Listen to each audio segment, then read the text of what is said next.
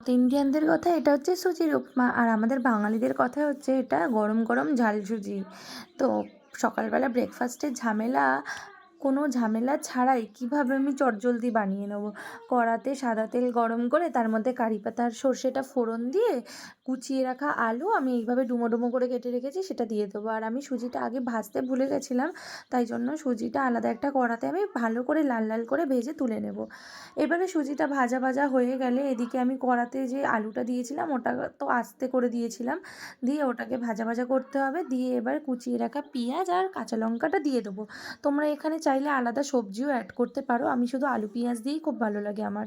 দিয়ে এবার পরিমাণ মতো নুন, অল্প একটু হলুদ স্বাদ মতো দিয়ে দেবো।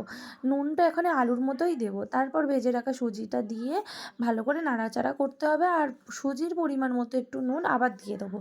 দেওয়ার পরে হাতে জল দিয়ে অল্প অল্প জল ছিটা দিয়ে সুজিটাকে ভালো করে মানে একটু সিদ্ধ সিদ্ধ করে নিতে হবে।